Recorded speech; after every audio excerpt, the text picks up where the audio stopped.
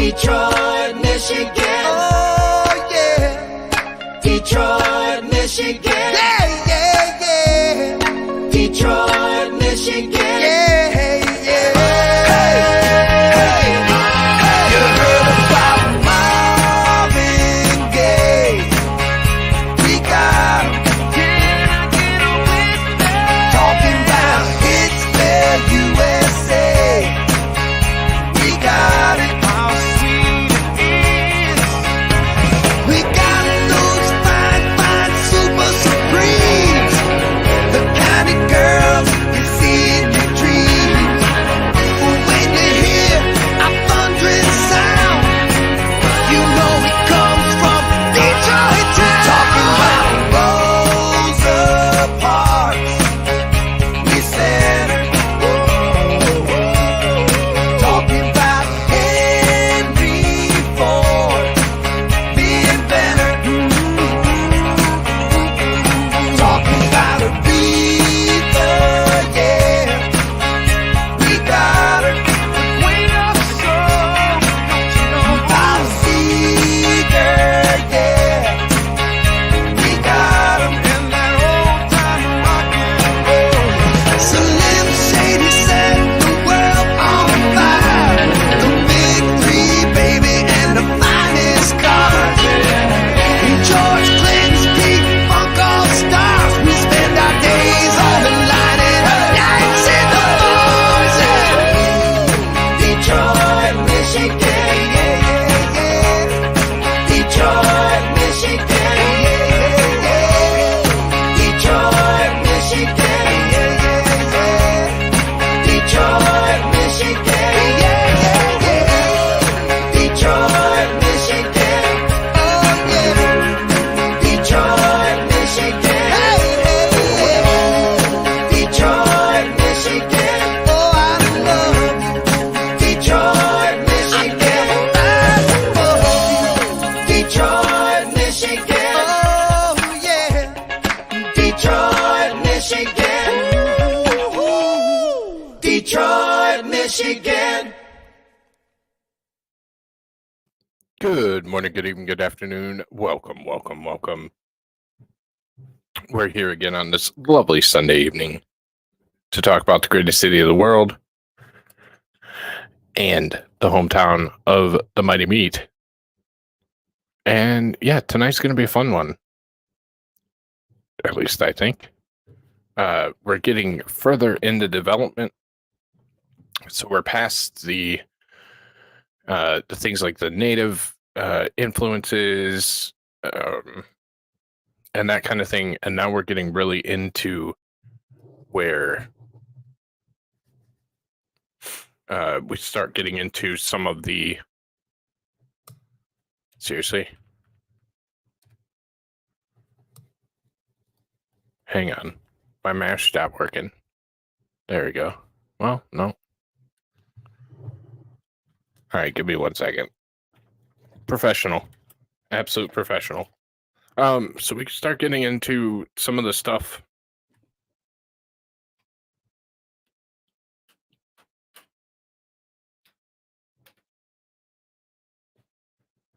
That becomes a little bit more impactful for the landscape and the current situation in the city as we are right now. So, without further ado, we're going to get right into it as quickly as possible here. I take it Chenny's still going, so maybe I'll let people file in just a little bit. But yeah, tonight we get into some of the brands that you see in Detroit culture and some of the things that maybe people didn't know. I gotta replace the battery in my mouse anyway, so let me dawdle for like 10 seconds and then we'll be right on time. So when I do start relatively on time, I have things like a mouse that the battery dies in.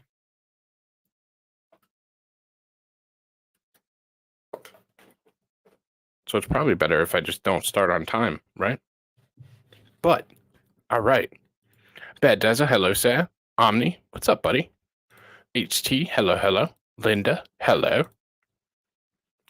So tonight's group of history is going to be 1861 to 1890. And this gets right before where we really start to get into some of the history that you may know about, like the Henry Fords and stuff like that. So we started 1861. Volunteers. Michigan is one of the first states to send volunteers to D.C. at the outbreak of the Civil War. We all know what the Civil War is. So, hey, Tiana. Hey, Comer. So I wasn't going to go deep into the Civil War because we all know what the Civil War was. Michigan didn't have a direct impact on the Civil War. But we did send a lot of volunteers and we sent a lot of aid and stuff like that. So, although Michigan didn't have a direct side or a direct fight, we did send a lot of people to assist the nation. Michigan was a free state. As we learned about last week, we had the Underground Railroad and a lot of other things. There's a lot of progression or progressive values in the state. As we'll see, African Americans were allowed to own property very early in the stage. Women, as we see tonight, had an expansive amount of rights compared to other people in other places. So it really was kind of one of those cities that had values that extended. So, hey, Aaron. So, also in 1861, Detroit replaces its volunteer fire department with paid personnel. So again, we're starting to see more city services, more things that are kind of growing and becoming synonymous with a bigger city or a city that has those kinds of services. And it's still very early, so it's not all fake. What's up, Alex? Hey, Bobby.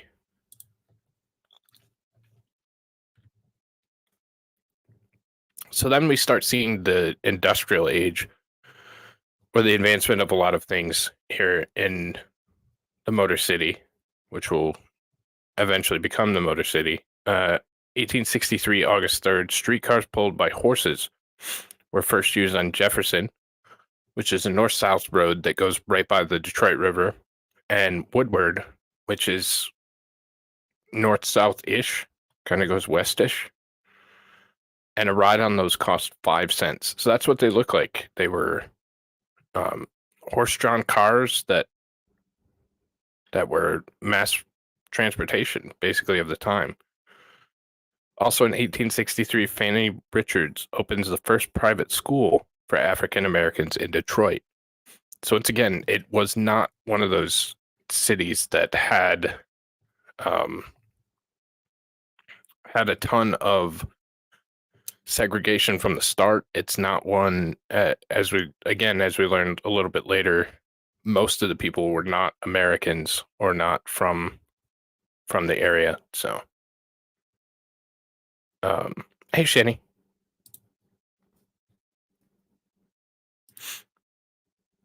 This channel does not give specific legal, medical, or general life advice that should be relied upon. Always consult professionals, as your circumstances will be specific based on your situation. That's a damn good disclaimer, Digger. That's better than mine. Can you send that to me, actually? That'd be great. So we've commented on some of the great architecture that Detroit possesses, and how some of it was just really beautiful. We did that with the church, with the first post office, city halls, that kind of thing. And here's yet another one of them. Harper Hospital. Harper was a military hospital that started off. It still is there. It's the Detroit Medical Center now, or the DMC. And we'll watch why not? We'll watch an ad for it. So it's become part of a larger hospital system. But the original Harper Hospital was beautiful, beautiful. Now DMC is receiving. There's Harper. There's Detroit Medical Center.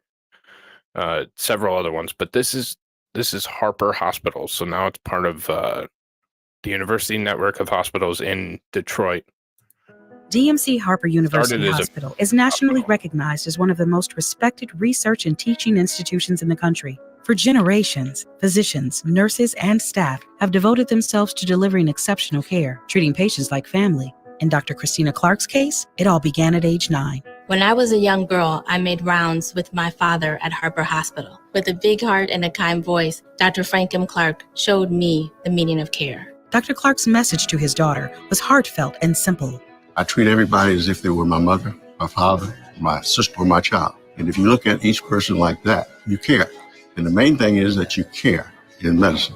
For the entire Harper University Hospital community, exceptional care will always be our legacy and at the heart of all we do.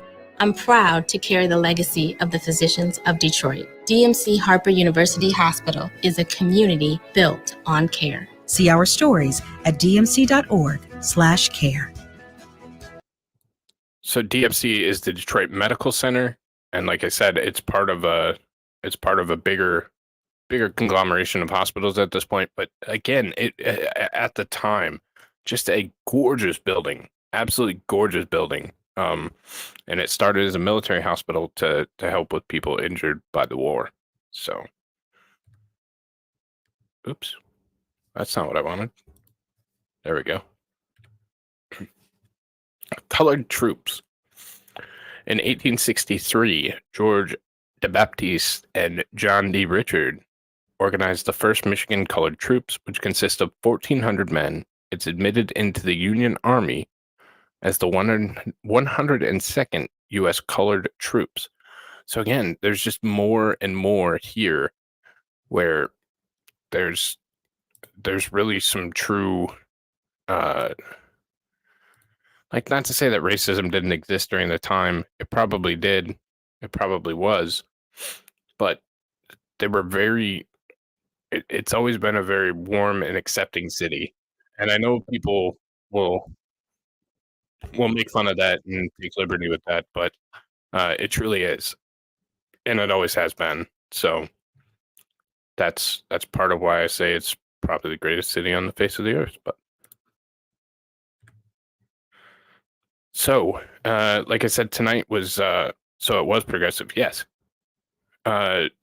In 1864, the first Bessemer's type steel is produced at Eureka Iron Works in Wyandotte. Wyandotte is part of what they call Downriver. It's where how do I want to say this without saying the word white trash? It's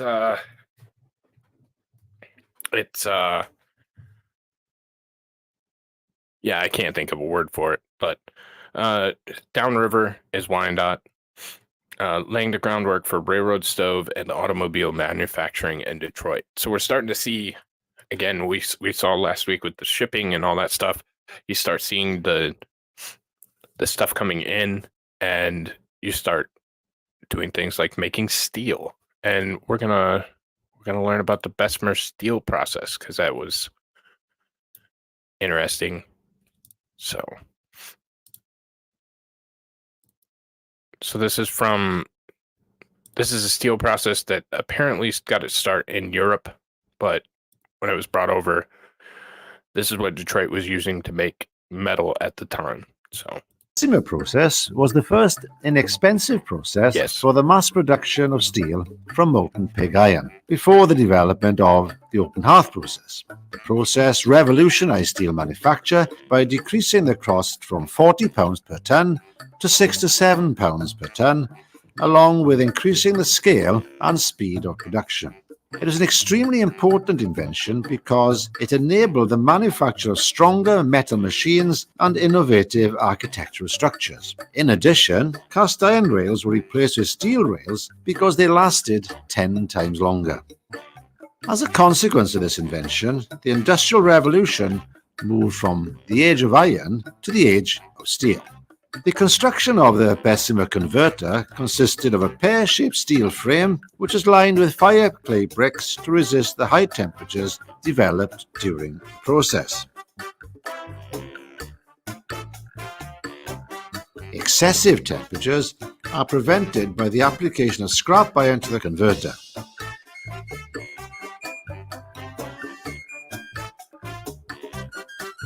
The process itself began with the pouring of molten iron together with an addition of lime at a temperature of 1300 degrees C into the mouth of the converter.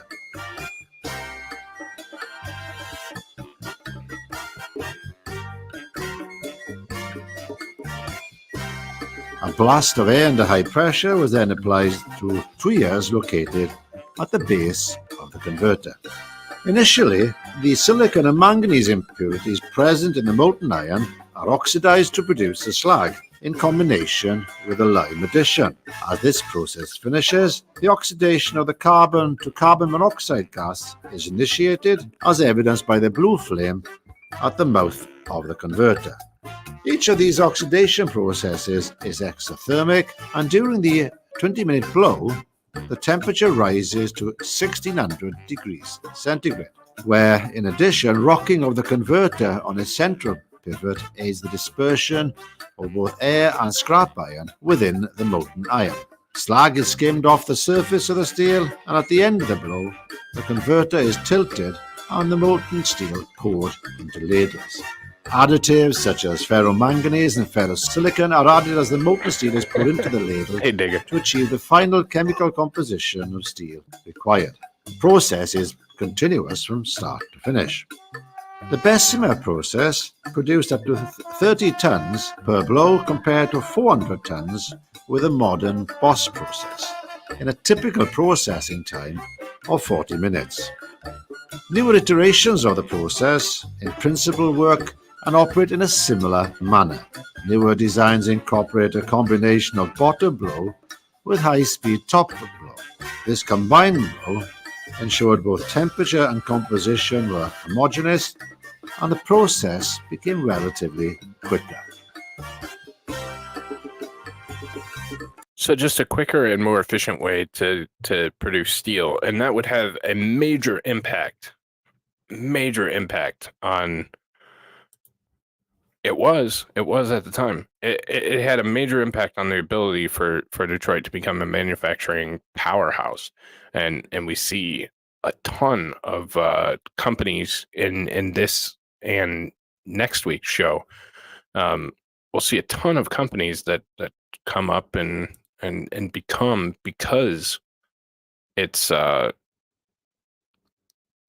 it's possible for them to do so because of the cheap and available steel.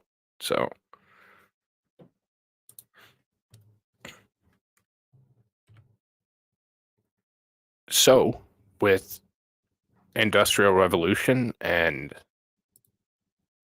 making more and more things, you of course get unions, and Detroit was no exception for unions. We have the largest union, one of the largest unions, the United Auto Workers Union, which just recently struck, and that's it's the UAW, huge union, a lot of pull, and will certainly come up again in today's show and then in future shows just because of the impact of it. In 1864, Richard Trevilick forms the Detroit Trades Assembly, the city's first central labor organization. And most of that was for, in the picture, the Detroit Stove Works. So they made stoves for home heating and stuff like that. And that was all done here. It was all cast and built here. And that was most of the reason for the union at the time. Like I said, I think that unions were interesting for our time. So during this time, things were very dangerous, and building and construction and doing all those kinds of things, that was incredibly dangerous work, very limited regulation, and truly concerning for the population, for the populace, and I think it's something that needed unions. I think it needed regulation. I think it needed people to stand up and be able to have a say in what was going on. I think if you take unions today, like the UAW, I think they're out of touch. They're overbearing. They're not what they were originally intended for, and that gives them a bad name. So, but during this time, you had incredibly unsafe working conditions. You had kids working factory line, like it was. I mean, people were dying or getting maimed or injured. I think unions had a time and a place, and I think that time and a place was when we were going through this specific time with the Industrial Revolution and making new things and manufacturing things here. I wish we still had that problem. It would be nice. So here's just a short on some of the rise of labor unions, and then As America's industrial economy grew in the late 19th century, factories replaced farms, and workers struggled with long hours, low wages, and dangerous working conditions. At mills, mines, and railroads across the country, workers soon began to organize unions. 1870 is an important turning point. The census reveals for the first time that the majority of American men who work for a living work for someone else. So this old America of small businesses and farms is just starting to disappear. By the 1880s, things were moving very quickly and industrialization was underway. There were all kinds of new labor movements popping up. One of the first attempts to create a national labor organization started in 1869 with an umbrella group called the Noble Order of the Knights of Labor. Unlike most other organizations that excluded women and certain types of workers, the Knights of Labor was open to almost everyone. It's essentially a union of unions, and eventually has hundreds of member unions, eventually a membership of almost 700,000 by 1886, 1887, and it becomes a very influential force in trying to compel employers and politicians who have the power to regulate business to get them to adopt more humane working conditions, better wages, shorter hours. The Knights of Labor is designed to protect workers' independence, and it's designed to be open to everyone. There are only 4 kinds of people who are excluded from membership in the Knights of Labor: bankers, lawyers, liquor dealers, and professional gamblers. Though the Knights initially had lofty goals to reform the American economy, its power began to fade in 1886 after a railroad company squashed the workers' effort to strike. As the Knights' role in the labor movement was shrinking, another organization called the American Federation of Labor, or AFL, was gaining strength. It was led by cigar maker Samuel Gompers. Gompers was a key figure, and he kind of stepped away from some of the visionary goals of the Knights of Labor, who really wanted to transform society in a lot of ways. And he said, really, it's about bread and butter issues. It's about short hours, higher wages, better conditions, and that's it. And the AFL was very successful in a lot of ways. Successful and long-standing. After merging with the Congress of Industrial Organizations in 1955, the AFL became the AFL-CIO and continues to be a key force in the American labor movement today.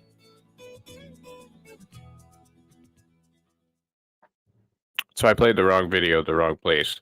But yep, that was supposed to be the later video, but shit happens. So AFL-CIO, that also started here. We'll see that later.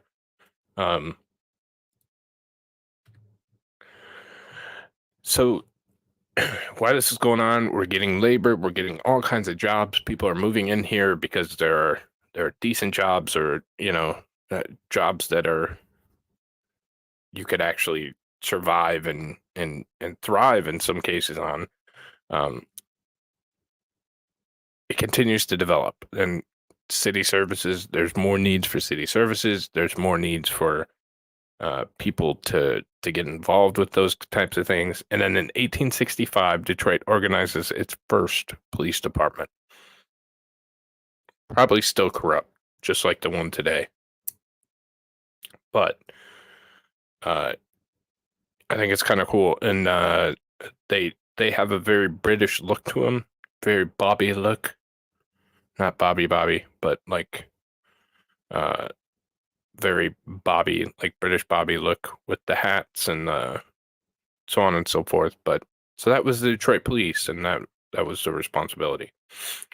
Also in 1865, the Detroit Library opens with 5,000 books. 5,000 books in the 1800s. That I don't know generally how many were there, but 5,000 seems like a pretty good amount of books, if I'm being honest. Again, I don't know. I'm not a library genius. Don't really know if that's a good amount, but it certainly seems like a good amount of books. So,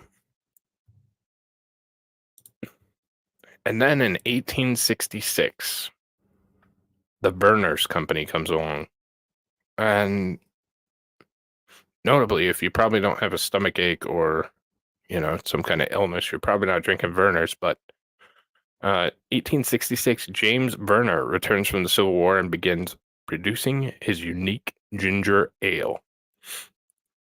So Verner was a Detroit company, and we'll watch a little bit about that too, because it's cool.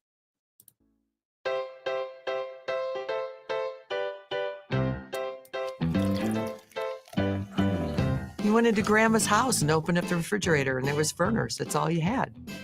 The history of America's oldest surviving soda pop brand actually rests in a suburban Detroit basement. Some people might say it's an obsession. Verner's is such a small company that, compared to a Coke or Pepsi or something like that, you'd never really thought they'd have just hundreds, thousands of different advertising items. Keith Wunderlich even has the life-size gnome that greeted visitors outside the bottling plant 100 years ago. The story goes that the gnome's job was to protect the secret recipe for Verner's. When we would go to Boblo, we would go down there, we took the bus and got in and went into the Verner's plant and had a Boston cooler, which was ice cream and Verner's. And that was the best. Boston cooler is Verner's and vanilla ice cream mixed like a milkshake. If the ice cream is just floating in the Verner's, it's a float. During the Civil War, a young James Verner served in the medical corps. He'd worked at a Detroit drugstore well before duty called. He would be a delivery boy, and of course, all good drugstores had a soda fountain, and so he was also messing around with a formula for ginger ale.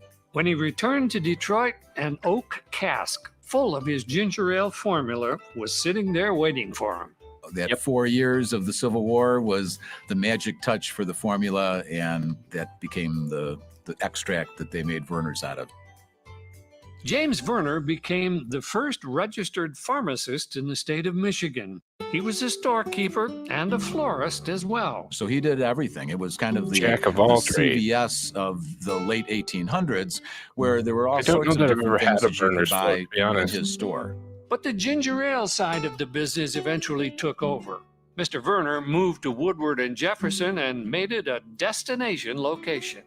There was the main soda fountain downtown on the river that was absolutely huge. I mean, just a palace of a soda fountain.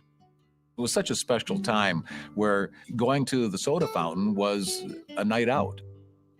James Verner even moved into politics. He ran for mayor. Now, had he not lost, James Verner could have been sitting there instead of, what's his name, Hazen Pingree. In the 1950s, the Verner's plant moved over to Gratiot Avenue. Verner's was being bottled in other cities across the country, but, well, it was an acquired taste. It just had a kick that other ginger ales didn't. You had to learn how to drink Verner's because you had to stop breathing about here or you wouldn't be taking a sip. when I open a bottle of Vernors today, the first thing I do is put the cap back on it and shake it, and then open it, and then I put the cap back on and shake it again, because I like Vernors when it's just Vernors, no carbonation. It's very good when it's hot, like tea. In Detroit, when we drank it when we were sick, we cooked with it. And there's Tiger Great Bill Freehand on deck with a six-pack. Isn't it nice to discover something natural, like this juicy Valencia orange? Yeah, I will, for sure. And this new natural flavor orange pot from Vernors. Yep, Vernors actually tried to expand its product line with other sodas. Black cherry, red pop. The new pops, well, they fizzled. But the ginger ale, it lives on. Maybe it's not as strong as it used to be, but it's still the oldest soft drink brand in the country. It's now owned by the Dr. Pepper Snapple Group down in Texas. So yet again, the oldest soft drink brand in the country from Detroit, Michigan. It's one of those things where it's well known that Vernors comes from the area, and obviously quite a bit of influence. So they probably did certainly probably use real ginger. I don't know that for sure, but had an egg cream? No.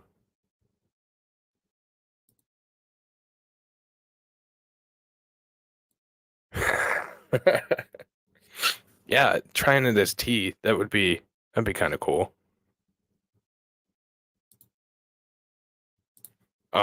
I think it would have been cool to see the soda fountain too, like they showed. I mean, that's just really neat. Again, I told you Detroit is not just automobiles. We had a lot. We have a lot here. So again, we start expanding into more fields, more things, we need more services. In 1867, the DM Ferry Seed Company, which is the Ferry Morris Seed Company, and it was one of the largest in the world. It's now part of Green Garden Products, a privately owned company in Massachusetts. But in the early 1990s, the company was doing $2 million per year in business and supplying seeds to 160,000 retail outlets. I mean, it was a huge company. It operated in Charlevoix, Michigan, because of the rail lines that went up that way from 1892. So they had a bunch of operations in Detroit, a bunch of operations in Charlevoix. And then in 1905, Ferry sold one of their largest cornfields to Burroughs Adding Machine Company. So, yeah, I mean, it was a huge seed company. They also had a bunch of land in California where they grew crops just for seeds. So huge company. 2005, Lemegren sold Ferry Morse to Jiffy International. Huh, I didn't know that. So yeah, just another huge company. So, 1868, Wayne State University, originally called the Detroit Medical College, was founded. Wayne State is still downtown. Wayne State's it's a decent school. It's a decent college. And that is their logo. Wayne State, I forget what they're called. But it's a beautiful campus. It's a really pretty campus. Let's see if we can find. I didn't even think about doing.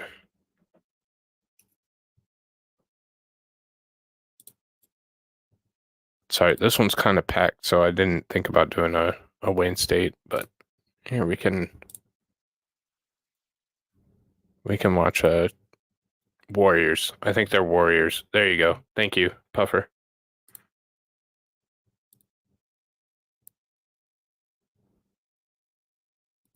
Here in Detroit, there's endless opportunities. You really start to get a sense of community. Wayne State School of Medicine. I love what I do right now. If you are looking for advantages that come with being in an urban city, if you're trying to accustom yourself to a fast-paced life, this is where you should be definitely. This is where you're going to get it all. If someone were to come to Detroit now without any preconceived notions of what it is, I think they would find that it's just a really cool place to live.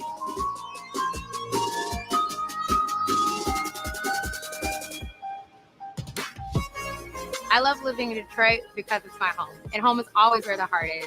And having the opportunity to go to Wayne State, I can still always have passion and see the city thrive, whether it's education or even culture. People like come and hang out at my place because I'm right at the heart where all the action is. From the next concert, sport venue, hip restaurant, bar, you name it. They can always come to my place, and then we can always have more fun time at midnight. Wayne State does not try to create walls Very pretty around buildings. its borders. Wayne State's intention is to be part of the local community.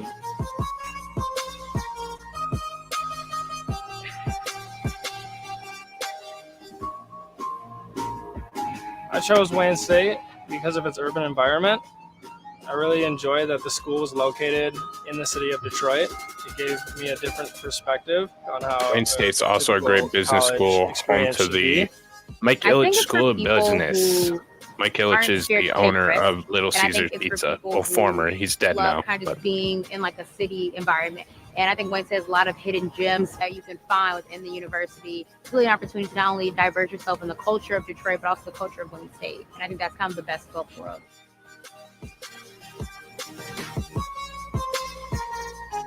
a lot of opportunities. So I like Wayne State because of what it has to offer.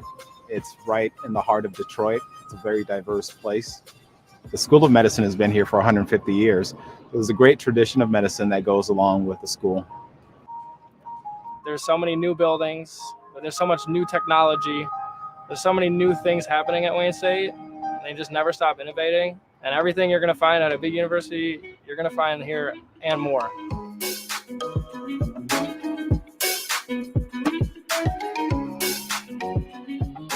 What brought me to Wayne State was there. the facilities. Wayne State had a nanofabrication facility that other universities in its peer group did not. It had a group of faculty that were doing really nice research in the area, and I figured it was a good place for me to be. The Palace was a cool place. Like, in the center of commercial theater, especially, is really beneficial because you make these connections with people. And Auburn Hills. Span all across the United States and overseas. Wayne State School of Medicine being in the heart of Detroit makes it a better place to train and learn. A lot of the international students who are coming here because Detroit is the automotive capital of the world. And if you want to become a leader in an emerging area, you go to the epicenter.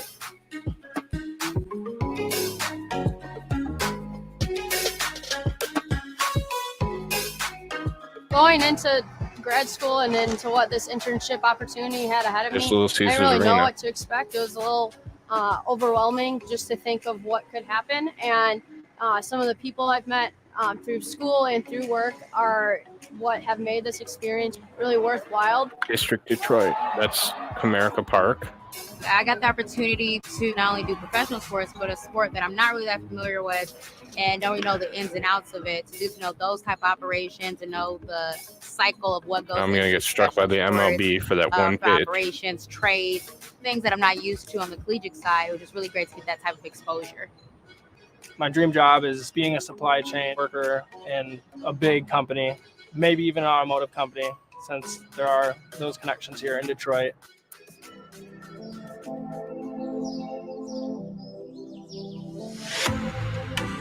This is a thriving city, and it's just Puffer, it's to be really fair, cool though, to be the here. Palace was a from bitch The time when I was to get 5 and to living here to from what it's the become city, now. though. It's really cool seeing Because I lived in what is, Detroit, like, and happening then within the city, and it's all phenomenal. getting And up it's to the all Palace was a artsy. pain in the ass. There's so much art.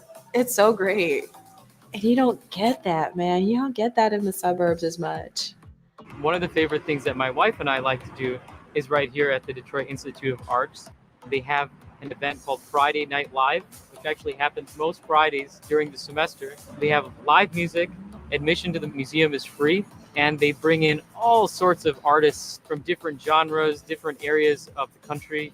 This is one of the things that the Midtown community has done to create this sense of community there. I bet you go in the city My now. friends and I really like going to Second Best, the bar that's down here. Bakersfield's a big place that we like to go to for lunch or dinner. Being right next to the arena, Harry's is really convenient for us too. And for early mornings where I need some get up and go to get to work, Great Lakes Coffee is a pretty good spot. There's always something new. There's always a new cafe. There's always a new restaurant. There's always something new, like way downtown. You think you've seen all of Detroit, but you really haven't. And that's the tea.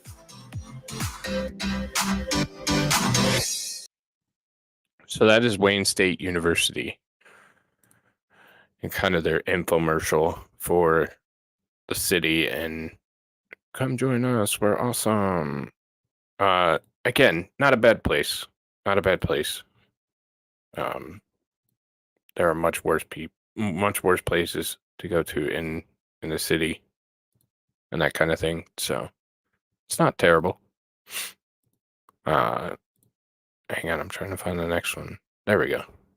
So I can get rid of this tab. So I don't get confused. 1868 as well, Detroiter William Davis invents the railroad refrigerator car.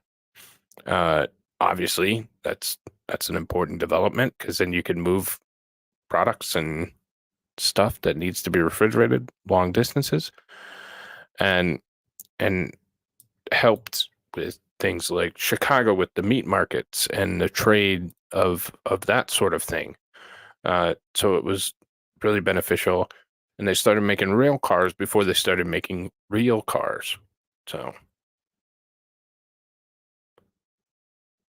as an American, it weirds me out that people move into the city to be next to food, and again, we do everything with food. Yeah, I mean, food's important. It's required, kind of. Then we have some educational breakthroughs or events that really happened in this time frame. 1869, Detroit begins admitting African American children into the public school system. Again, this was very early for that kind of thing in the United States, and decent. So 1870, Detroit's population is 79,577. Almost half of the population was born in a different country. Like I said, we kind of went through it. We have a bunch of Germans, a bunch of French, British, Scandinavians. Really became, and probably why we get into things like the Model Cities program, which we'll talk about later. But really became that idyllic American city, that melting pot city, where it was truly done in the correct way. People didn't come in and try and take over. People came in and assimilated their culture and really adopted the culture of the city and the culture of America. So it was truly a successful part of the experiment during the time. So damn immigrants ruin everything. Oh wait. Only when those Scandinavian immigrants started coming in. Those Norwegians, the Finns, those kind of people. Like we could have lived without those. Polish all over, yeah. Yep. And then in 1870, University of Michigan begins accepting women.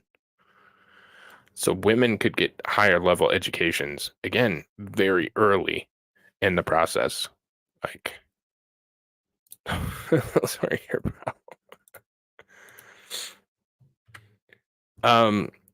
And then in 1870, the 15th Amendment is ratified, and this is obviously nationwide, giving African Americans the right to vote. Detroit African Americans vote for the first time. So the 15th Amendment, for those who don't remember, Section 1, the right of citizens of the United States to vote shall not be denied or abridged by the United States or by any other state on account of race, color, or previous condition of servitude. Section 2, the Congress shall have the power to enforce this article by appropriate legislation.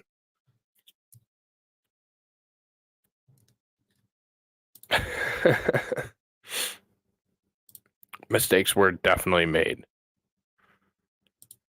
Well, those came in too, but I left them out as they probably should be.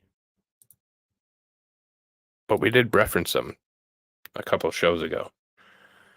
So again, 15th Amendment, the city and the state of Michigan wasn't like some of the southern states or where they continued to weren't heavy into the poll taxes. We weren't into that kind of stuff. We were kind of just, yeah, okay, go vote. So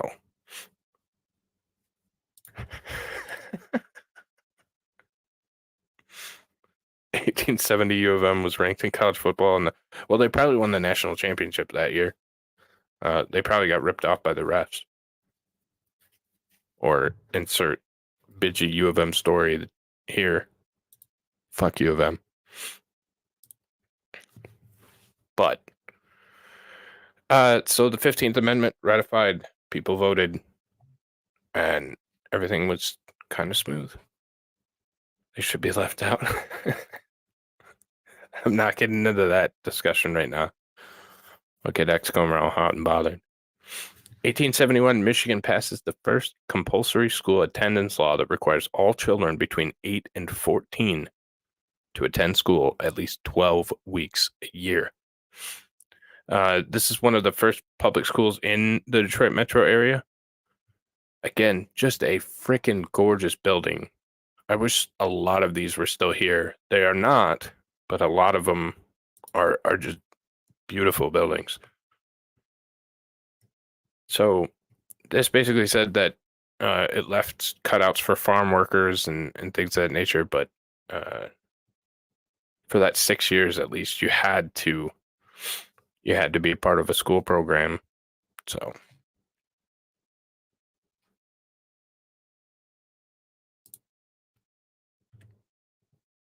and then in 1871, Nanette Gardner petitions Detroit's Board of Representatives for the right to vote, stating that she has no one else to look after her interests.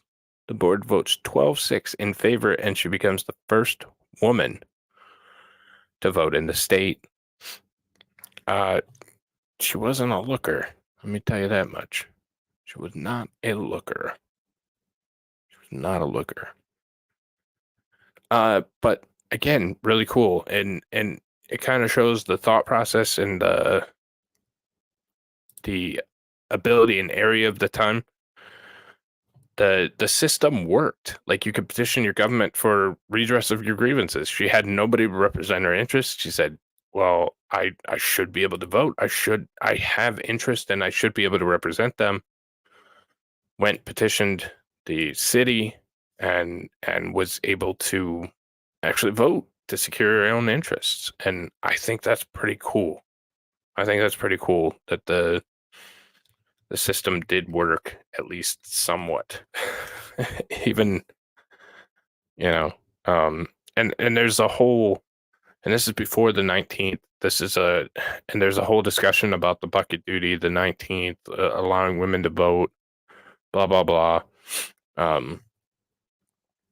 But I think it was really cool that at least for a while, our system of government worked in the city of Detroit to allow people to be able to do something like that, to have a grievance, redress the grievance, and make it so that something happened in a positive fashion. What the hell? Where is that? Sorry. I got sidetracked.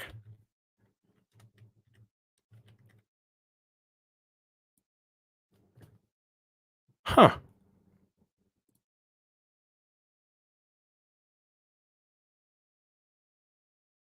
Oh, it's like Flint. No, I'm good. Oh, no, it's not. That's pretty cool. I've never seen that. All right, I'll show you guys what I'm looking at in just a minute. That hair is pretty nuts. She wasn't a looker, couldn't get a man. Yeah. She may. She could have been both. Who knows, right?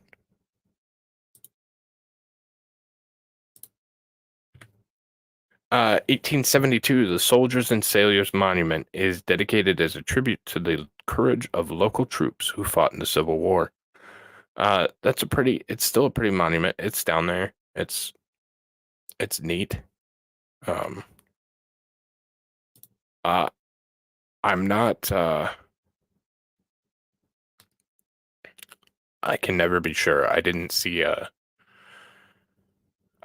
picture of the downstairs. Don't really want to either. But is it for real? No, it's not. Is it? Shit. AP, we're gonna have to go save a statue. Damn it. She started the downfall of the USA. Allowing her to vote. I don't know if that's for real or not. Are you being for real? If that's the one I saw in Gab, yep. No, fuck that. All right, I'm gonna look.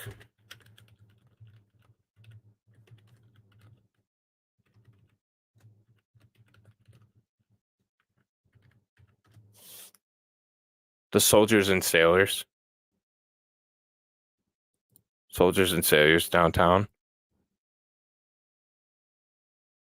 Neoclassical.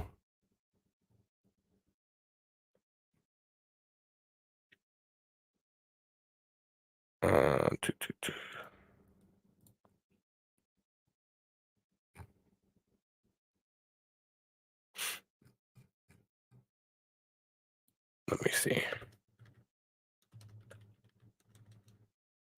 Removal.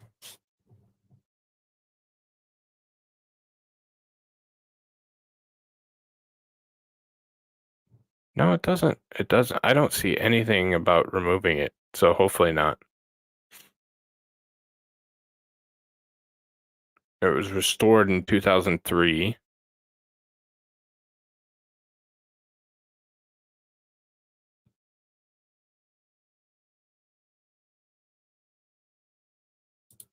Let's see. Now I'm very interested.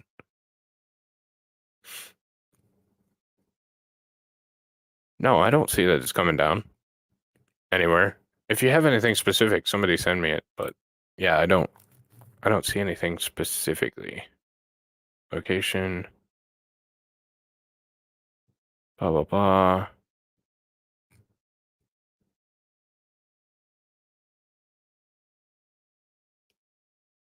No, I don't see anything on it. It's on the historic marker database, and I don't see anything about it being removed. It's at Campus Martius Park in downtown Detroit. So, sorry for the sidetrack, but that's a big monument. Like, that would piss me off. No worries, man. Might be. This is the one commemorating the Civil War. It's at 1 Campus Martius, Detroit, Michigan. It's at kind of the entrance to Campus Martius Park.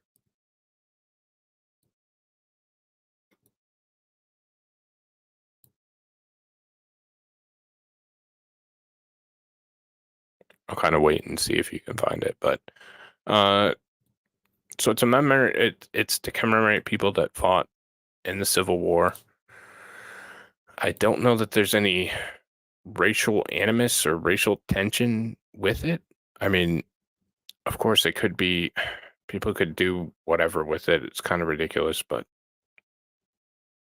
it looks like the crane moved into Arlington Cemetery. Oh, okay. No worries. I appreciate it though.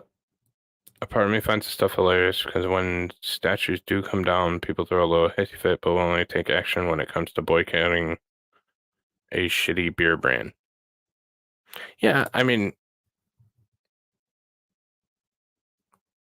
that's, yeah, I get it. But anyways, moving on. 1872, Elijah McCoy, an African-American inventor from Detroit, patents the first practical automatic cup, lubricating cup for steam locomotives. I couldn't really find what this this cup was.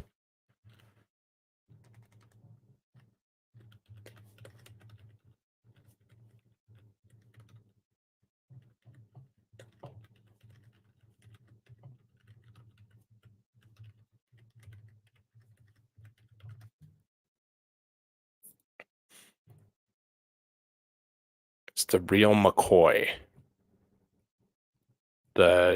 It's a lubricating cup for different things. There's a blueprint of it, and we'll take a look. So it's basically kept lubrication of the pistons, and here's some different blueprints of things that he invented. But I couldn't find. It seemed to be a piece, like an upgrade on a piece, not a complete redesign of the item. So it looked like it was some kind of upgrade to an existing structure, not really like a redesign or redevelopment. So we are. It is kind of. But so yeah, the real McCoy or things like that. So another thing that was embedded here.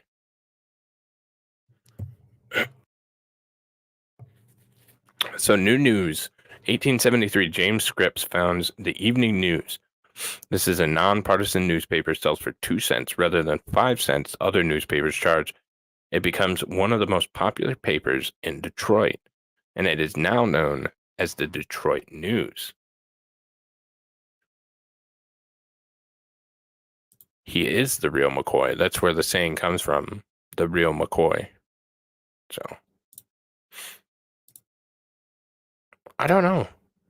That's a good question. So this is the Detroit News. It's DetroitNews.com. So they have a Lions running strong, legit playoff run by Wojo or Bob Wojnowski, who's a radio announcer. And this is what I was looking at. I've never seen this, but Stepping Stone Falls, it's on the north side of Flint. It looks pretty cool. I might go check it out at some point, not in the winter. I wonder if you can go play in it, because I'd want to play in it, but I don't know that you can play in it. Looks kind of deep, doesn't it? Maybe it's not kind of deep.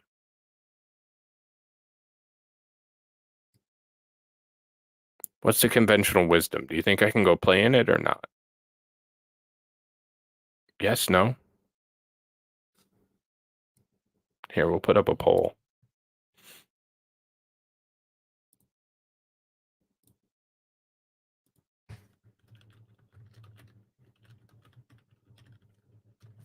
Can I play in it? Yes or no? That's what I'm saying. Like, it looks pretty cool. It doesn't look like it's like hellish current wise.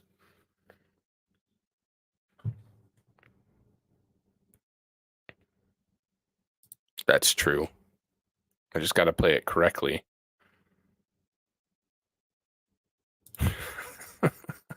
Fuck you, Bobby. That's pretty cool, though. Right. And it was on Detroit News' website. So, anyways, well, I'll let the poll run for like 3 seconds. 62% of you are Debbie Downers and say no. 37% say yes. So I think that's quorum. I can play in it. Because that's how I'm going to take it. Exactly. It looks fun. Whammon. 1873, Frances Newberry Bagley organizes the Detroit Women's Club, the first women's club in Detroit. That's what it looks like today, and it's still there. Thank you, Forbidden. You're looking out for my best interest. I already told you what I was going to do in it. You're the Debbie Downer. No, you guys said no.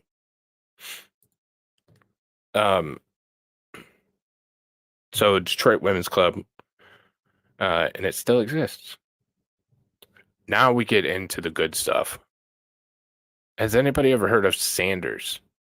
Or Saunders, as they call it. It's fantastic. If you've never had it, it's oh God, it's so good. And we're going to watch a video on it, so don't worry. But 1875, June 17th, Frederick Saunders, the father of the ice cream soda, opens a store on Woodward Avenue. How good is it on a scale from 1 to fucking amazing? Fucking amazing is the correct answer.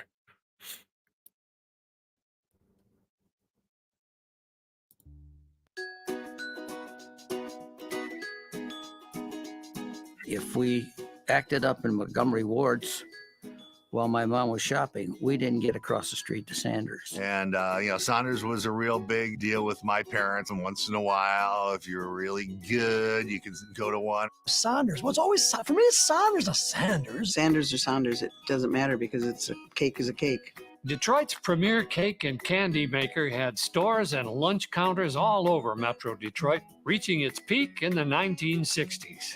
Mom worked, one of the jobs she had was at Sanders Bakery on Woodward Avenue in Highland Park. The biggest treat we would have would be to go pick her up from work and we'd get there early. They had this double chocolate cake that was like to die for. I remember skipping high school at Notre Dame High School. Don't tell the priest that, but I did because I'd walk over to Eastland Mall and go to the Saunders and get the chocolate malts, which were so fantastic over there. They're still fantastic today, but then it just seemed better when you skip school to do it. And to think a guy named Fred started it all 140 years ago. His real name is Fred Sanders Schmidt. He didn't want to be a baker because his father was a great baker and he didn't want to compete with him. The story really begins in Chicago, where Fred, born in Germany, grew up. As a young man, he traveled back to Europe to train as a master confectioner. When he came back, he started his first store in Chicago under Fred Sanders, so not to compete with his father. After the Great Fire of 1871, Fred came east, and Chicago's loss was Detroit's gain. He was very successful very quick.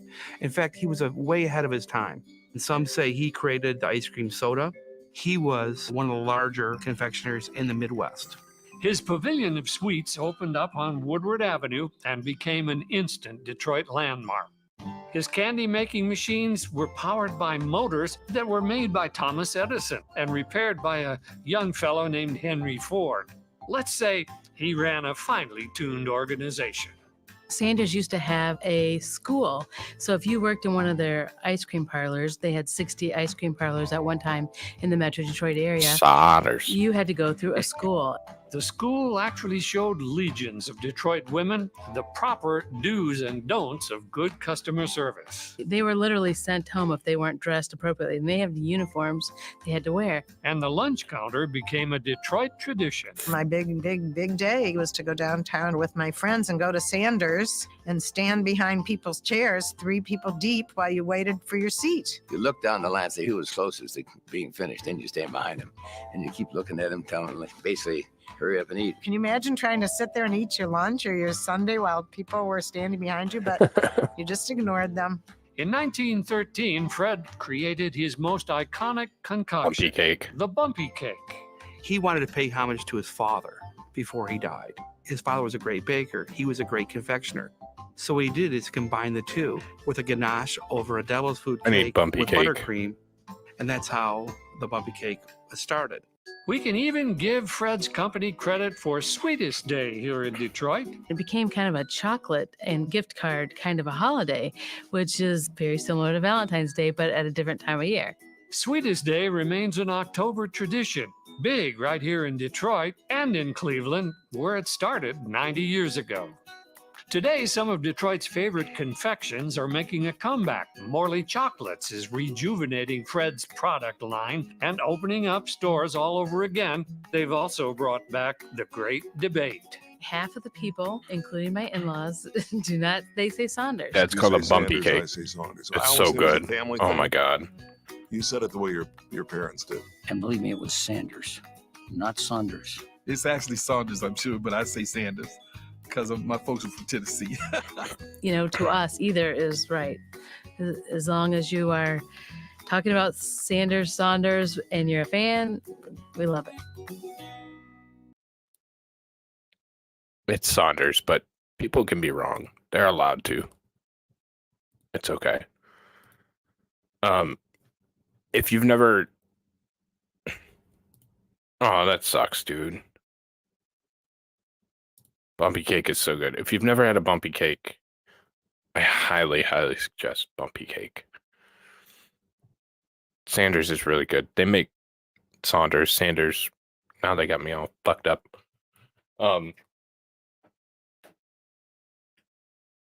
make fantastic ice cream top. I mean, it's all so good.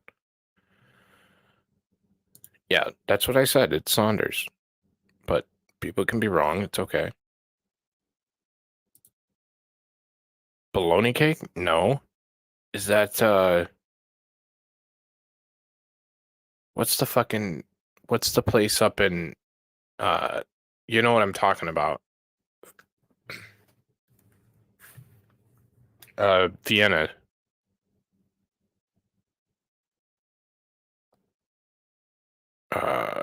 No. What's the hot dog place? You know what I'm talking about. You got to know what I'm talking about. Somebody's got to know what I'm talking about.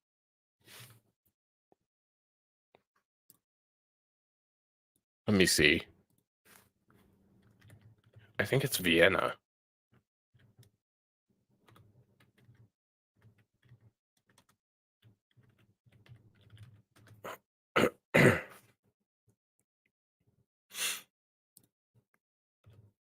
The hot dogs that pop.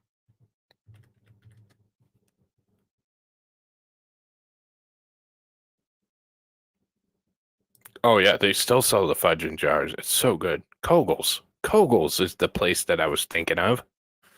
Kogel's from Flint.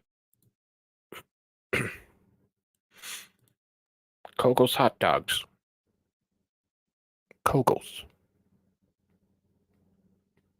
That's what I was thinking of. Anyways, so that's in Flint, Michigan, Kogel's, but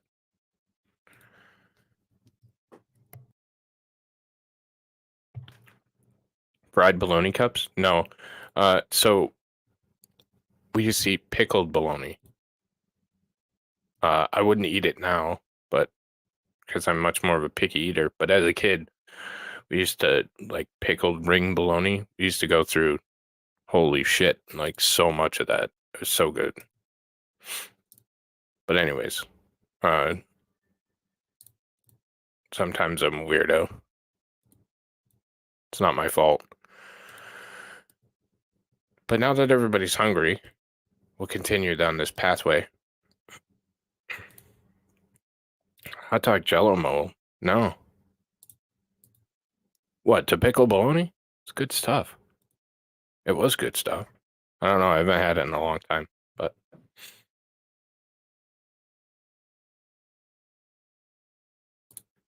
yeah, I thought Kogel's didn't have shit on a Home Depot dog. That just wasn't my thing. I won't look then till later. All right, so moving on.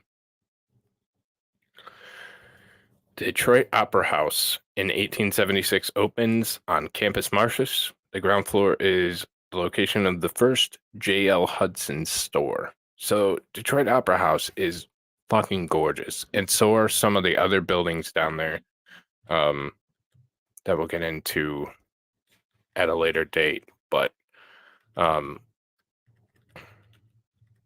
like the Fox and great places to go see. We're not doing that till later. Those come in later, and it's always national. We'll do that later.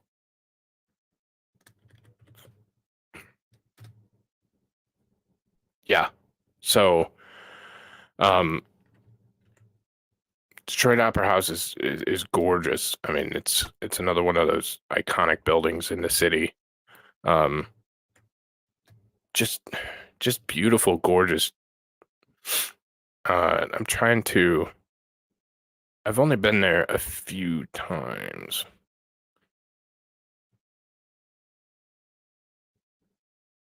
No, that's Fox. I don't want to do Fox. And they still have a bunch of different events and shows and stuff like that at Detroit Opera House. But this is probably as good of. I think we saw. I don't remember, so I'm not going to say what we saw last there. But just a gorgeous building. Here.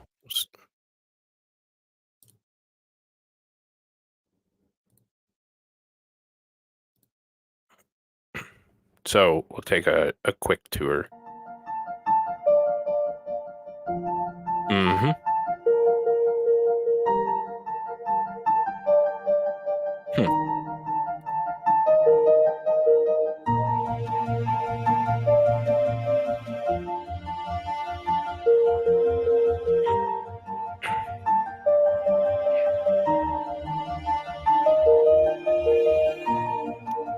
It's just, again, some of the architecture is just absolutely gorgeous here.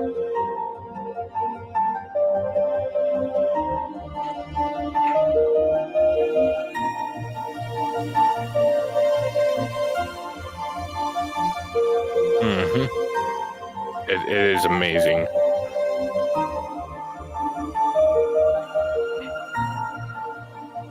It's that French influence.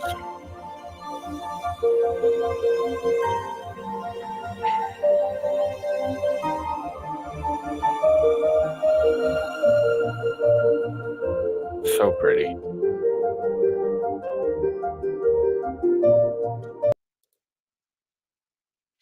So that is the Detroit Opera House. It's kind of a little gem. It's kind of an unassuming building. You probably wouldn't know. I mean, it's clearly marked, but you wouldn't know how beautiful it is from the outside. So, Bobby is baloney. It does. It's pretty fucking incredible. It really is. 1877. The first telephone message to Detroit plays music from Chicago.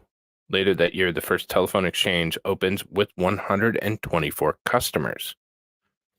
And then 2 years later, in 1879, Detroit becomes the first city to assign individual telephone numbers. So a lot of impact with communications even. And I assume the 313 was not there at that time, but probably should have been.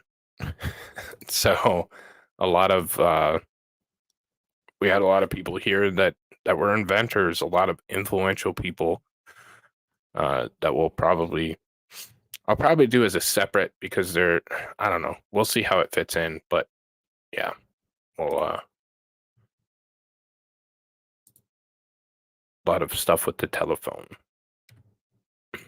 So the U of D Mercy, or the U of D Jesuit College, 1877, Detroit College, now the University of Detroit Mercy, is founded by Jesuit priests. Now it's just a basketball school. I don't actually know what good majors are there. I know they play a ton of basketball and pretty good kind of mid-major college basketball at U of D. But yeah, so Jesuit school at that time is probably numbered 1 to 60, probably.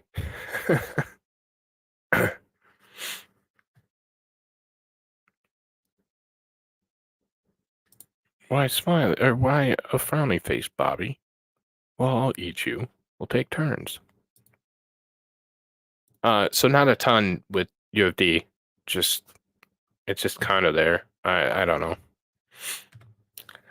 All right. So we learned about Belle Isle before. Pretty place. Well, I actually have a video for a guide to Belle Isle. 1879, April 8th, Detroit purchases Belle Isle. We saw in an earlier episode that they traded it for various things from the natives. But now it's changing hands yet again. April 8th, Detroit purchases Belle Isle, a 985-acre island on the Detroit River from the Campo family for $200,000. It becomes a public park at that time. And then 5 years later, 1884, Belle Isle Park opens to the public. It's the largest island park in the entire nation. Again, so this is Belle Isle. They used to hold a Formula One race out there. Now, supposedly, for whatever reason, it's going to move back to the city of Detroit. We'll see.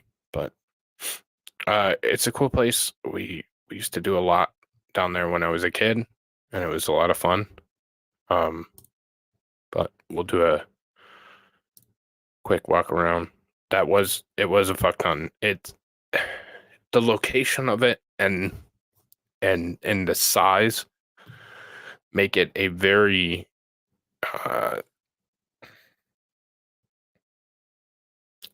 desirable place. It's been significantly mismanaged, but it is a really nice place, and a really good location, and I think that's why it fetched so much. Yeah, it's crazy. Yeah, $6,020,607.84. I would pay $6 million for Belle Isle today. Gorgeous gardens, refreshing river breezes, and gathering with friends. Welcome to summer on Belle Isle. Located in the international waters of the... Okay, so this is the United States. That's Detroit. That's the Renaissance Center. So GM headquarters, former GM headquarters. This is the only bridge across. And this is Canada right here. This is Ontario, Canada. So it's right in the middle. It's all American. The entire island is American. There is the yacht club right here. So there's a bunch of boats. Down here is the DNR, Department of Natural Resources. They opened a kind of like a museum down here. In the middle used to be like a zoo type thing. There's also someplace on this island. There is a shit, I don't know where it's at. There used to be, or still is, an aquarium. And there's a couple different other things.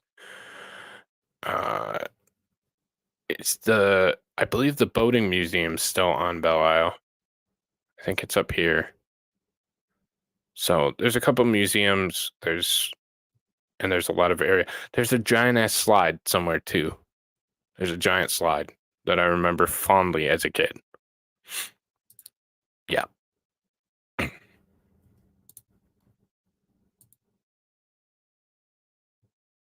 No, you don't get a bridge. You can only get there from the United States. So from Detroit. Down here is the bridge to Canada.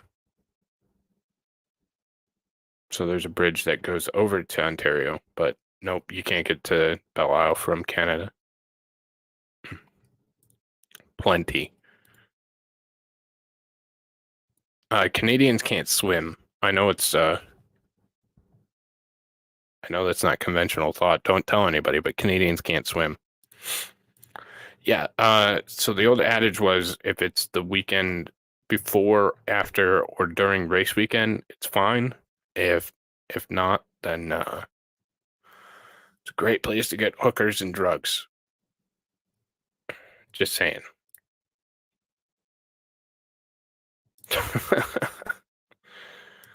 X'd it out. Yeah, you can. It's not that bad. Truth. Anyways. Detroit River, this island has been an outdoor oasis from the bustle of the Motor City for over a century. Here's what you need to know before you visit the Jewel of Detroit.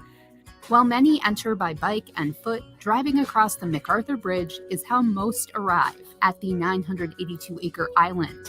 To enter, a Michigan DNR recreation passport is required. A 5.4-mile one-way road circles the elongated island, connecting numerous destinations for enjoying the day. The towering James Scott Memorial Fountain welcomes you to the island.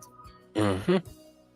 Numerous buildings dating back to the turn of the 19th century dot the island, including a small aquarium and impressive glass-domed conservatory. Designed by Detroit architect conservatory. Albert Hahn in 1904, these stunning attractions are open to the public and free. Yeah, so it's, what is it, like $45, I think, to access state parks in the state of Michigan. You have to have a recreation passport. Yeah, I mean, do you really need one? Probably not. I mean, I'm not recommending that anybody break the law, but probably not. Free of charge. In the summer months, stroll the surrounding gardens in full bloom. Across the street, the recently installed Odolph Garden surround the Nancy It's Brown a public park, East but our Berlin state Tower, parks which require rings upon a the hour and recreational half hour. passport to enter. For those exploring with younger just, visitors, there are playgrounds to explore as well it's as just the a fucking Dothan Great Lakes tax. Museum. Yeah, or Belle there's the Great Isle. Lakes Museum. I've been there. It's basically a tax, so you pay for it goes on your license plate. So you pay, I think it's an additional $45 tax to access the state parks. Mm-hmm. Yeah, it might be cheaper than that, but yeah, it goes on your license plate. It's a little sticker on the back of your license plate, and it's basically an additional tax. Nature Center, bringing educational fun to the day. The eastern end of the island is home to a driving range and the Blue Heron Lagoon Trail. The 2-mile loop offers expansive views of the river where boaters pass by the docks of the Detroit Yacht Club, while over on the calmer waters of the northern shore, children splash in the cool river waters at a sandy beach. But if I there's wouldn't one swim reason in that to river. come to the island, it's to fire up the grill and soak in the sunshine with friends. You can also launch your kayak, bicycle the entire island, or cast a line and catch yourself a fish. Numerous shelters and I wouldn't shady eat that tables are fish either. scattered around the island, perfect for hosting everything from family reunions or a table for two. 3 important tips before you go. 1. Wave hello to Canadian friends across the river, but watch your cell signal to avoid an unexpected international roaming charge. 2. Leave the beer cooler at home. Alcohol is prohibited unless you have an event permit. 3. The island fills up in the summer. Text GEM to the number 80888 to make sure the gates aren't closed before I don't you remember. arrive. I thought it was more than that, but it could be. There's no for better sure. way to end a day in the Motor City than at the aptly named Sunset Point, where you can catch the sunset as it dips below the horizon of downtown. Belle Isle is just one more reason to love Michigan. So it's a pretty park, and anytime you see like the pictures of Detroit, that's where they take them from. Is Belle Isle with the Ren Center in there. How do you know it's alcohol? I've never been stopped for having alcohol on Belle Isle. They don't stop the hookers and blow. That's for sure. Allegedly. Union. Been 7 years since I had it. Yeah, it could be. Hang on. I mean, Michigan Recreation passport.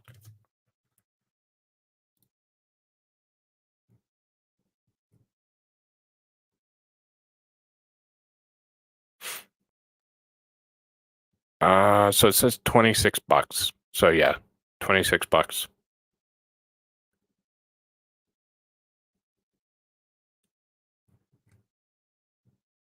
So $26 for the recreation passport. So for this year.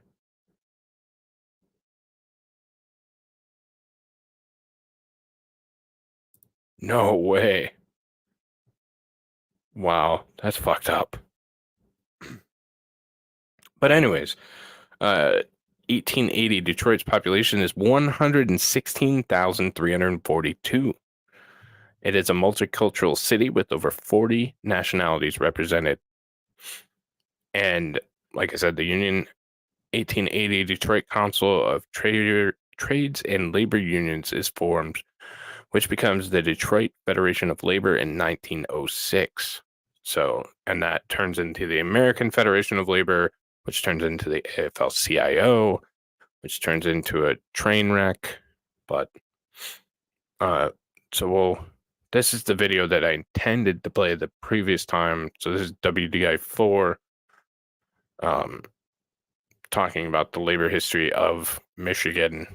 This is the one I intended to play, blah, blah, blah, at the earlier one. Take a look now at the history of labor here in Michigan and really across the country as we watch what's happening with the UAW. We had a potential UPS strike that then got settled. We have the Screen Actors Guild strike that's going on right now and the writers' strike. It really seems that labor is having a bit of a resurgence in the country. So let's go to Elizabeth Pfau. She's a professor of history at Wayne State University joining me today. Elizabeth, it's good to see you. Thanks for being with me. Well, thank you for inviting me. Why don't you go ahead and just a little bit of perspective. Do you think that we're seeing this resurgence of labor? Would you call it that? Yes, I think you can find, going back as early as 2017 or 2018, that there has been a growing number of worker actions, some strikes, some just political campaigns that are meant to address some of the changes in our economy. And this ramped up, if anything, during the pandemic, despite increased precarity, especially for low-wage workers. The labor market itself tightened over time.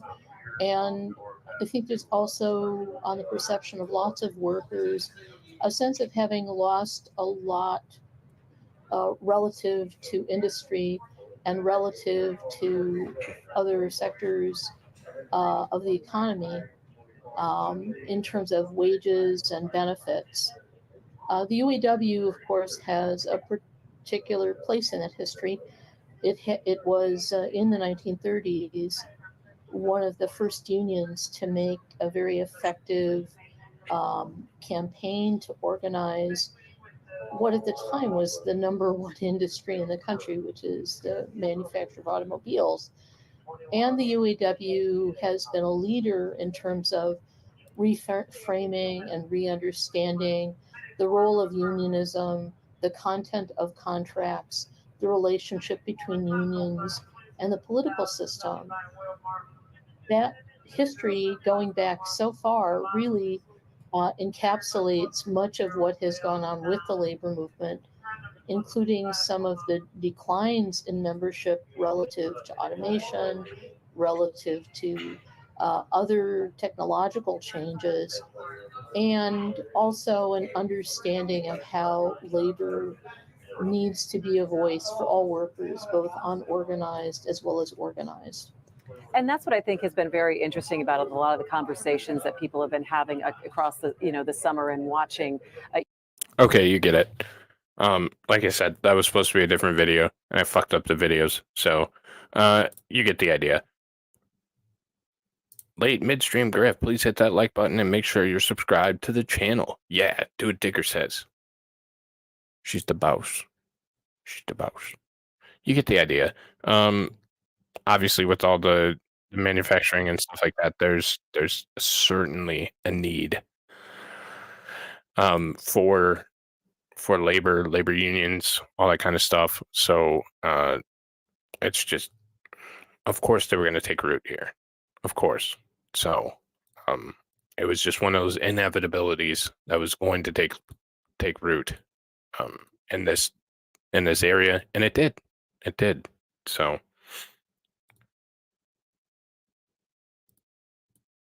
Michigan has some stupid tax imposed on us. Some actually help with conservation unless the shithead governor dips her dirty hands in the bag. Yes. There's a lot of there's a lot of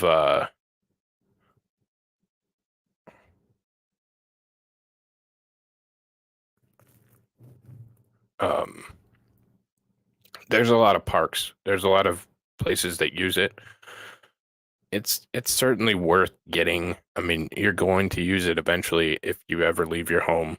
So, but yeah, I think it's not the worst thing. So we continue. 1881, Joseph L. Hudson establishes a men's clothing store on the first floor of the Detroit Opera House. Like we said, first one there. Also in 1881, Detroit is the center of the nation's stove manufacturing industry.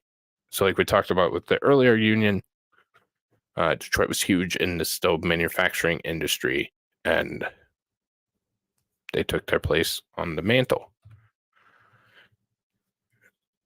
So in 1881, the Detroit Baseball Company is the first professional baseball team in Detroit. It's a member of the National League, which would become 2 parks with Jaybird Hunt need a recreational permit to enter. Yeah, a lot of them up north are rec passport, and they're around. So 1887, Detroit's professional baseball team, the Wolverines, wins the National League Championship called the World Series. So this would ultimately become the Detroit Tigers. So there was very limited information on the Detroit Tigers unless you wanted to do like a 2-hour documentary, which I didn't want to get into. So this one's like 10-15 minutes, and it's about the different ballparks. So I felt like this was a good middle ground.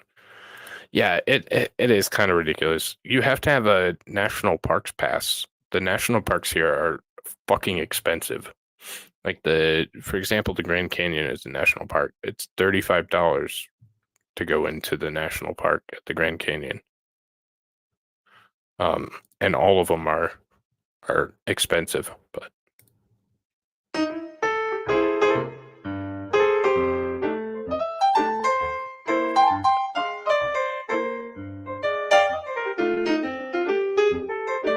Recreational Park, Boulevard Park, Bennett Park, Navin Field, Briggs Stadium, Tiger Stadium, and Comerica Park.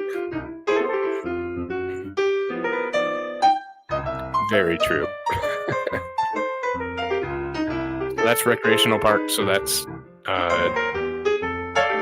where the Wolverines played from 1881 to 1888.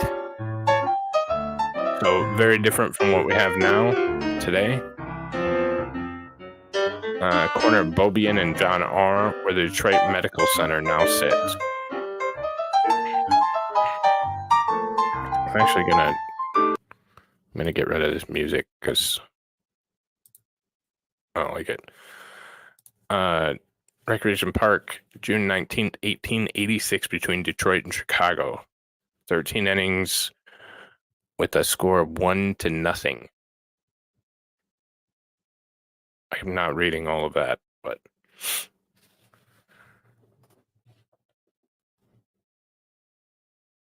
so Recreation Park was where they originally started. Won a World Series in 1887. That is the World Series champion baseball team for the Detroit, what would be the Tigers. 1888 or 1988. I think that's supposed to be 1888, but oldest continuous one-name, one-city franchise in the American League. Tigers have been around for a long time. Boulevard Park, 1894 to missed it.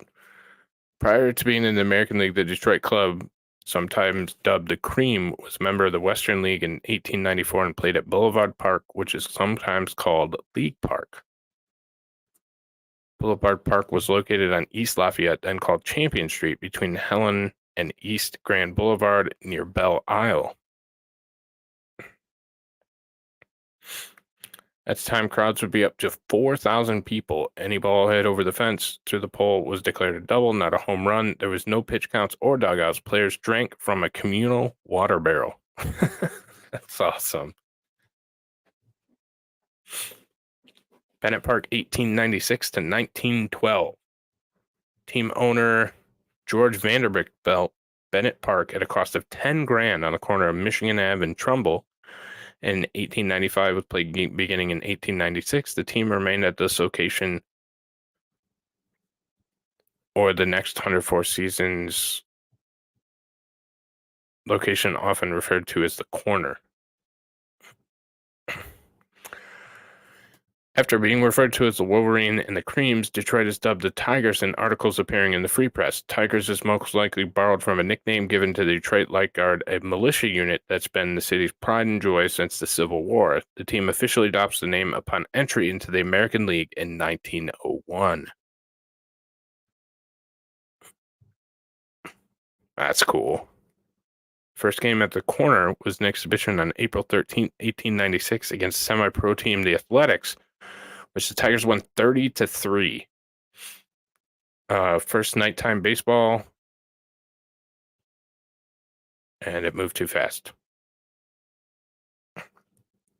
Bennett Park set 5,000 when opened in 1896 and was gradually expanded to 14,000 by the time it was closed after the 1911 season. That didn't count Wildcat bleachers that were built on the rooftops of houses behind left field fence along the National Avenue, now known as K-Line Drive.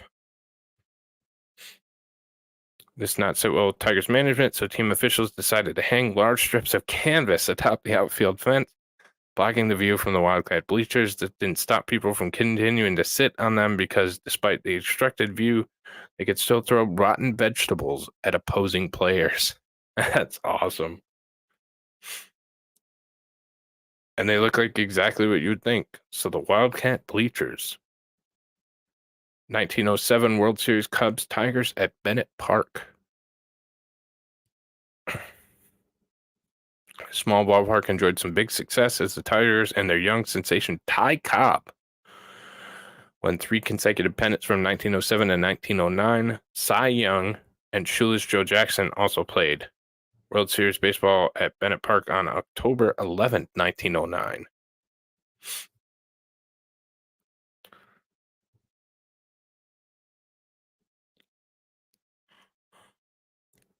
The Tigers played their last game at Bennett on September 10th, 1911, defeating Cleveland by a score of 2-1. The Tigers of 1900. Navin Field, 1912 to 1937. Between 1911 and 12 seasons, the Tigers acquired the rest of the block, demolished both the Wildcat bleachers and Bennett Park, and built Navin Field on the same site. In this 1911 photo, African-American baseball spectators sat in segregated seats above Detroit players' dugout at Navin. 1912 opened the same day as Boston's Fenway. Shoeless Joe Jackson, later banned from baseball for life following the Black Sox scandal, scored the first run at Navin on opening day. Navin Field was the home of the Tigers from 1912 to 1937.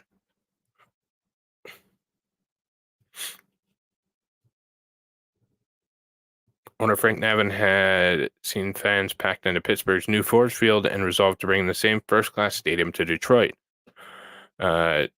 Seating was increased several times to an eventual 36,000 fans. That's huge for 1900s. An extra set of bleachers in left field were built to accommodate the 1934 World Series where the Detroit Tigers played against the St. Louis Cardinals Gas House Gang. Well, around that time, that probably wasn't a good thing.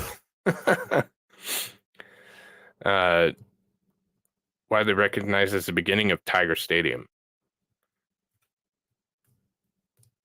We didn't have to have other countries playing it. It was the World Series because we were the best in the world, digger. July 18th, 1921, Babe Ruth. It was believed to be the very longest verifiable home run in the history of Major League Baseball in Detroit. It went straight away center, easily clearing the single deck bleacher and wall, landing almost on the far side of the street intersection. 1934, Babe Ruth hit his 700th career home run in Detroit. Ball sailed, blah, blah, blah. Traveled over 500 feet on the fly. So the Babe liked it. Havenfield in 1935.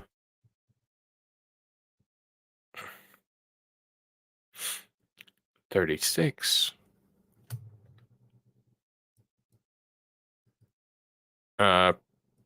Increasing capacity, built on the roof, blah, blah, blah. New owner Walter Briggs carried out an Nevin's wish for improvements. Enlarged facility with room for 36,000 was opened to the public on opening day in 1936. And then Briggs Stadium from 1938 to 1960. 1938 Cherry Street, the northern boundary of the park was closed, enabling the completion of a larger double-deck stands in left and center field, essentially enclosed the park. Renamed Briggs Stadium, seating was enlarged to nearly half to 53,000, giving the facility a basic structure that remained for the next 60 years. Also in 1938, the Detroit Lions began a relationship with the stadium, playing their home games at the facility. Other than the 1940 season, each Lion home contest from 38 to 74 was played at the corner of Michigan and Trumbull. And that was Briggs. 1951, Detroit.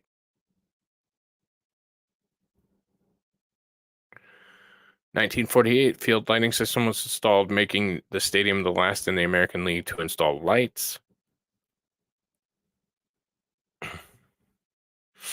Briggs was really cool. Al Kaline played there in the 50s. Tiger legend and great.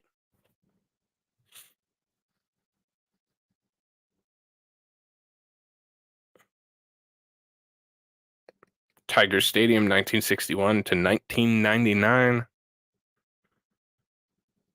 Briggs Stadium was renamed to Tiger Stadium in 1961. It was declared State of Michigan Historic Site in 1975 and been listed on the National Register of Historic Places since 1989. Nicknamed a corner.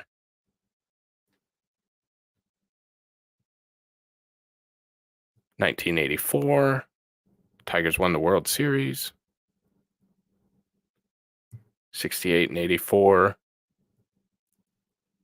World Series titles. When the stadium closed, it was tied with Fenway as the oldest ballpark in the Major League. The two parks had to open the exact same date in 1912. Taking Bennett Field into account, Tiger Stadium was the oldest Major League Baseball site still in use in 1999.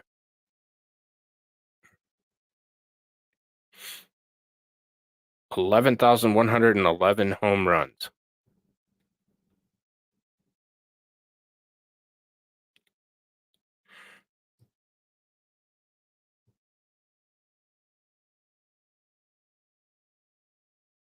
I think we got to be close to the end because now we have Comerica.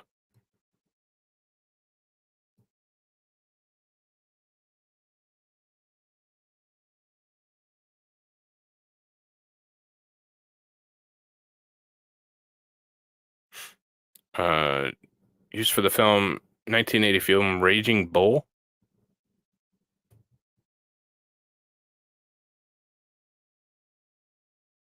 HBO's movie 61 in 2000. Fill in for Yankee Stadium, Mickey Mantle and Roger Maris during the 61 season. So I actually saw 61. Pretty good, pretty decent movie.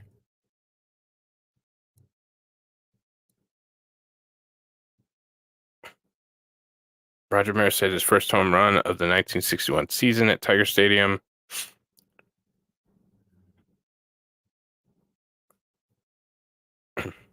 They demolished it. It's completely gone.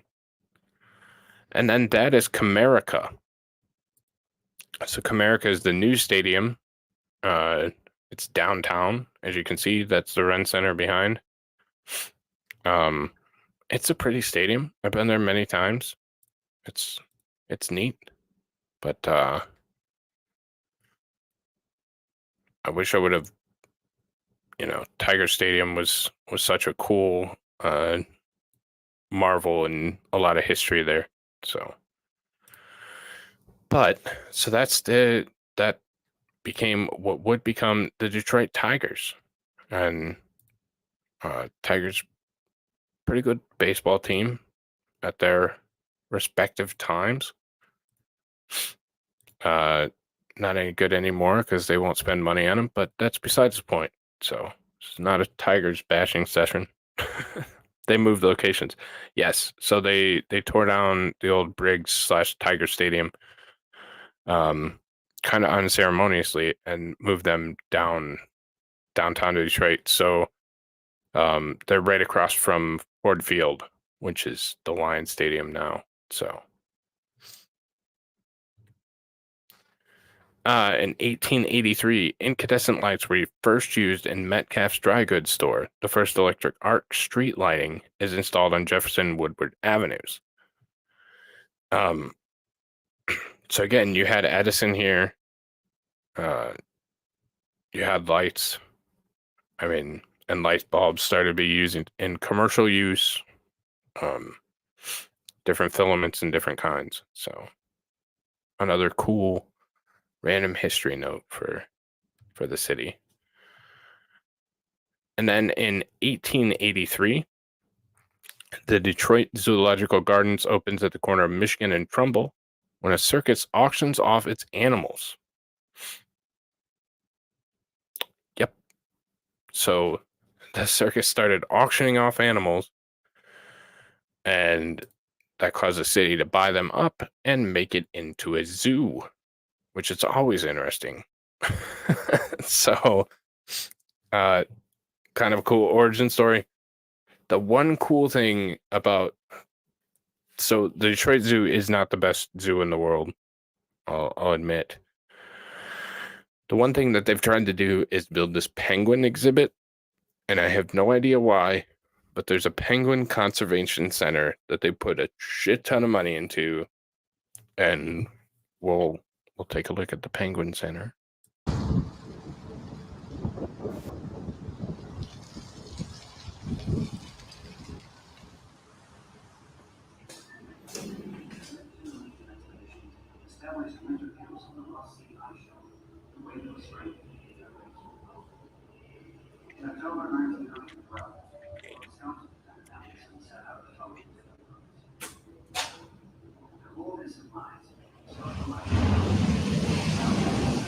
I don't know how we got a bunch of penguins, but cool, I guess.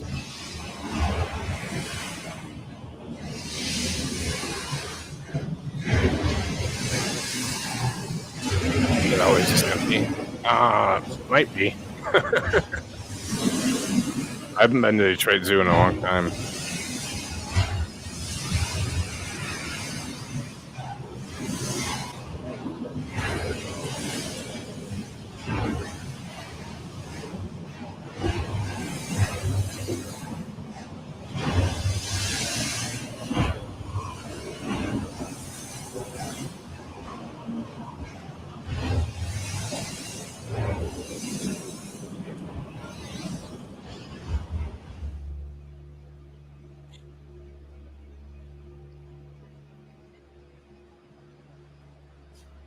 And you go under, and there's you can walk under and through and watch the penguins swim in the water.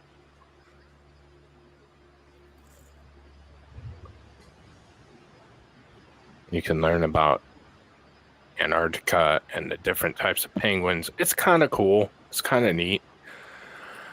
It's really the only thing that kind of sets the Detroit Zoo apart. It's a zoo. I've never been super thrilled by zoos. Like, they're all pretty similar. Once you've seen one, you've seen them all. But this is pretty cool.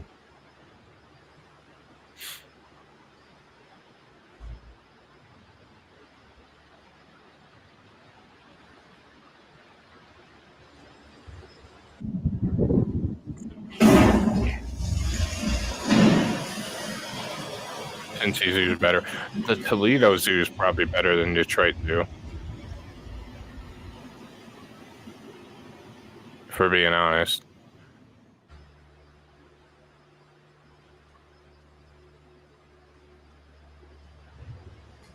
But they're trying. They're trying.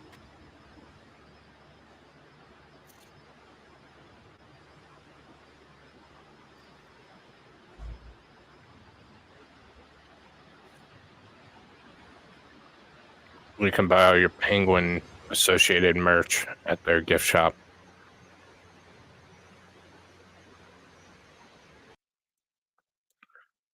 So as a response from them just buying random circus animals that were being unloaded quickly, it's pretty neat. Like, it's pretty neat. So, also, 1888, September 1st, the Detroit Institute of Arts opens at the Detroit Museum of Art on Jefferson Avenue. I would suggest the DIA. DIA is really cool. Again, beautiful architecture. Let's not go that far. You know, that's that.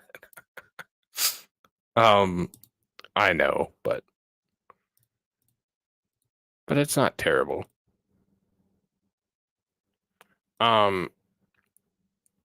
So this will be our last kind of tour of something, but the Detroit Institute of Arts is a really, it's a neat place to go. And here's a walkthrough of the Detroit Institute of Arts. There will probably be boobies, but they're going to be like pictures of pictures.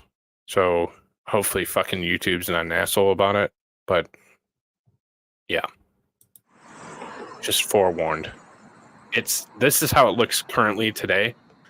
Again, just a gorgeous building.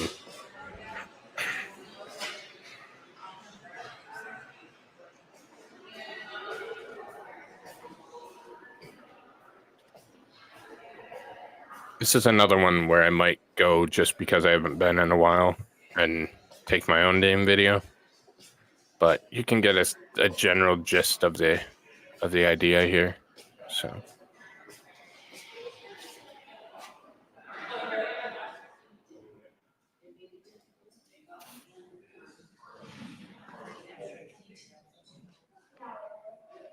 natives.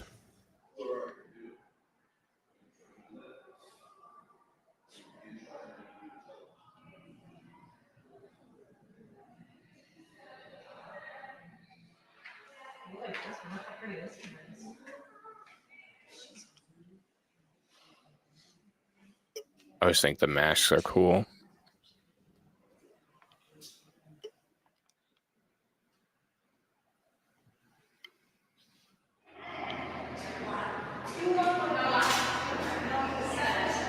This is a cool spot. They have the tombs and the old carvings and stuff like that. It's really pretty.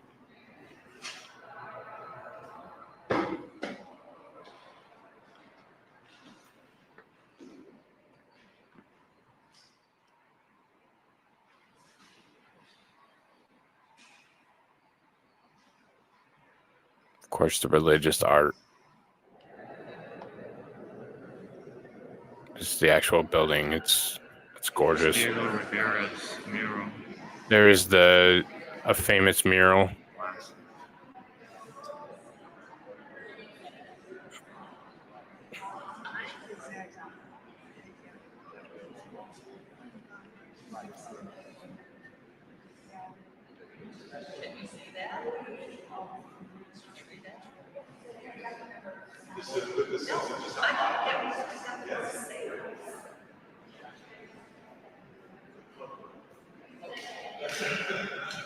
Here's Henry Ford watching the workers working.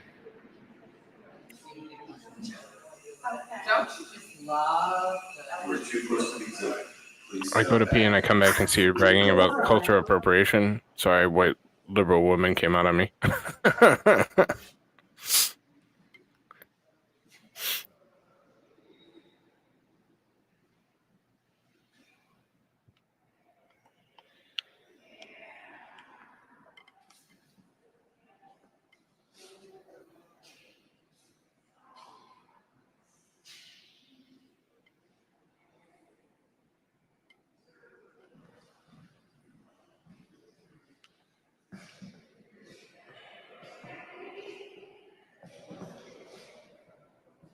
Yeah, the Henry Ford Assembly Line mural. It's a pretty recognizable mural around here. So again, here's your kind of religious art, Renaissance art.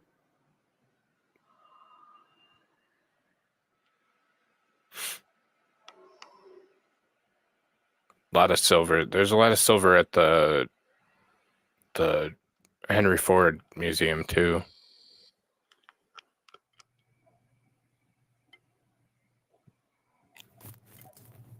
Whitby home.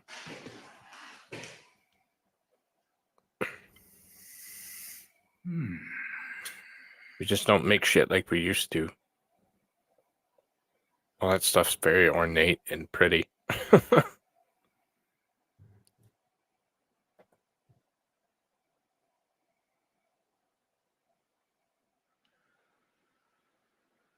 Furniture and that kind of thing. I'm allergic to gold? How the hell can you be allergic to gold? Huh. There's weapons and armor. That's in the main hall.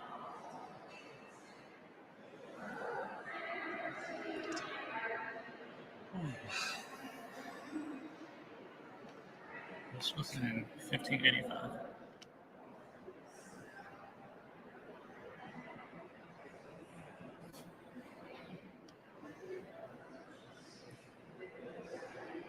Swords, daggers, knives, that kind of thing.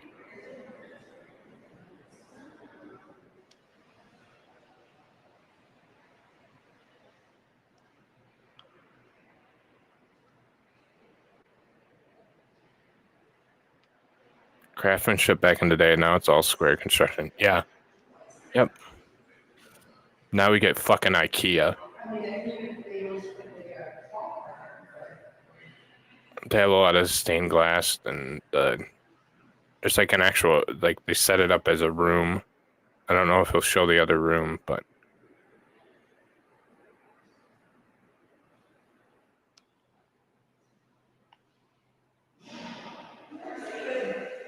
It's funny because some to the different schools.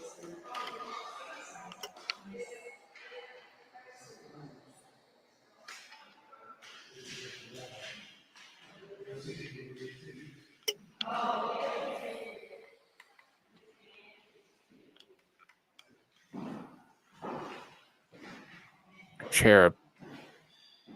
You're allergic to nickel?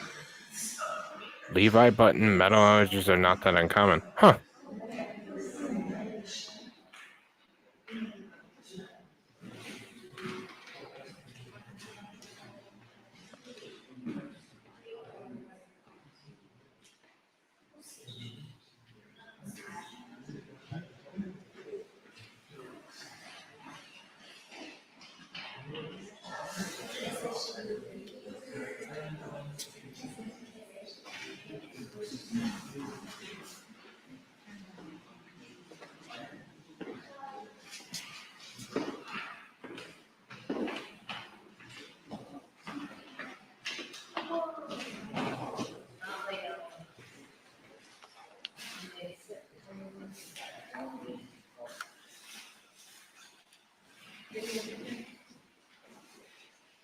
It's cool.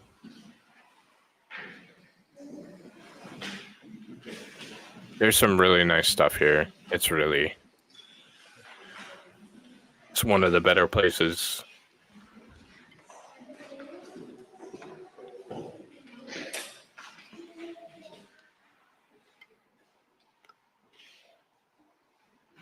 Yep.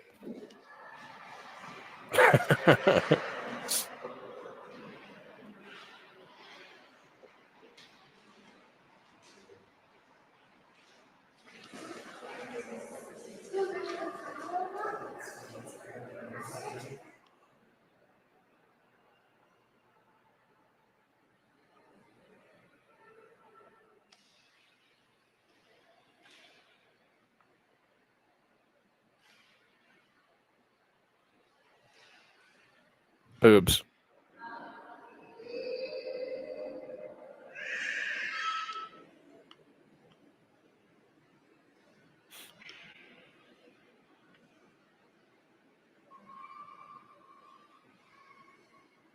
They have some that are huge, like that one too. Just entire walls. Vatican. British art. The British.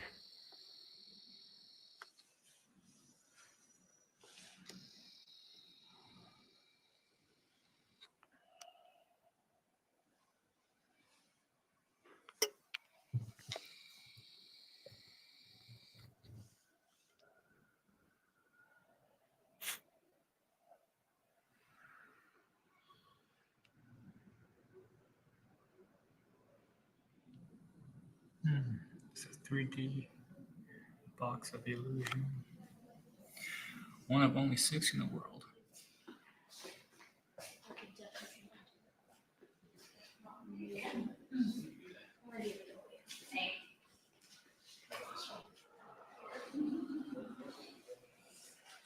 It's a little drummer boy.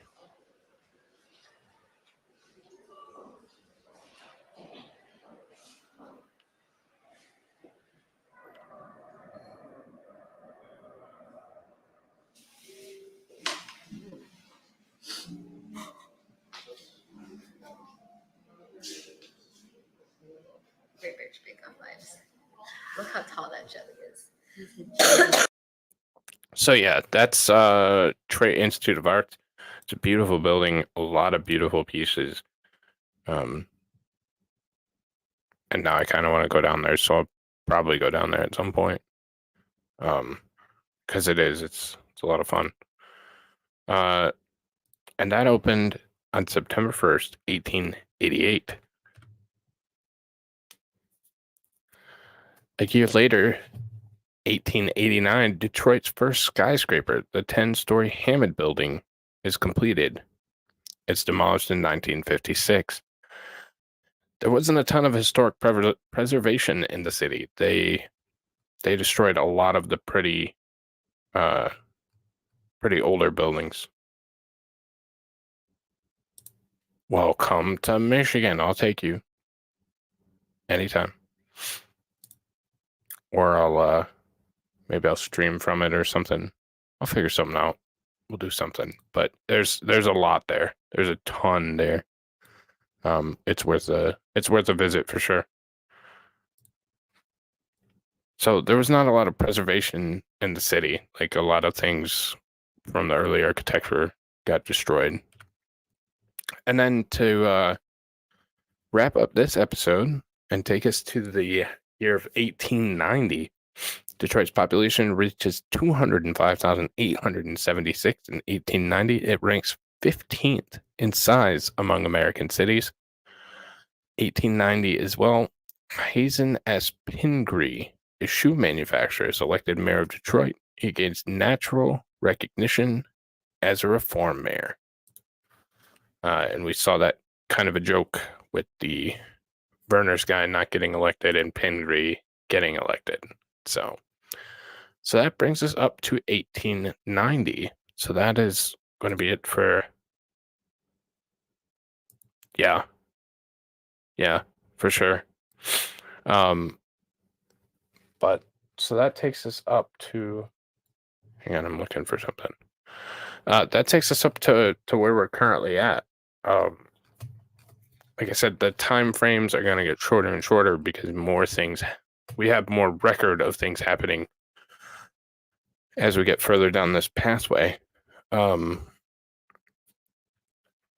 As we get into next next week is not Christmas, right? No, the night before Christmas, and then the following week. I'll have to let you know. We'll either do this next Sunday or we will go into the first week of January, so January 7th. So, I don't know if I'll do on Christmas Eve, because next weekend will be Christmas Eve. But there's a possibility that I will, because I get bored and like to stream. So, potentially for sure. But I'll let you know, of course. So if we do one next week, we're going to meet this guy. His name is Henry Ford. You may have heard of him. We'll also get into this new thing called cars. So that's always fun. And some things that you might not know about cars. And then we'll get into, the early 90s, the early 1900s, and then, into the 10s, maybe even the 20s. So, yeah. So we might get to know this guy named Henry Ford that you may have never heard of. But yeah, so that's where we're going with it. Like I said, I love the hell out of this one. So thank you. I appreciate it. I love doing this. I get to show off the city. And like I've said many times, I think it's the greatest city on the planet. We've had our ups and downs, but like a phoenix, we rise from the ashes. So should be. Yeah, it should be. But like I said, that is going to be it for me this evening. Tomorrow, we will finish. We should finish the interview or the Matt Moore witnesses. We have one left, so we should be able to get the Matt Moore witnesses done, and then the following week. So that will be Christmas. So that definitely won't happen. So that one probably will get pushed back to. Hell, I don't know. Maybe we'll do it on the 1st, because we'll see. So that'll be the last witness tomorrow. And then probably on the 1st, we'll listen to closing arguments and get the verdict. And then we'll be all done with the Moore trial. So there's very good music coming up. So, and then on Tuesday, Dave and I have our show about Bill Cooper. So that's what to look forward to. As always, thanks for watching. Please hit that like button and subscribe on your way out. And until next time, have a good night, everybody, and I'll talk to you soon. Take care. Detroit, Michigan. Oh, yeah. Detroit, Michigan.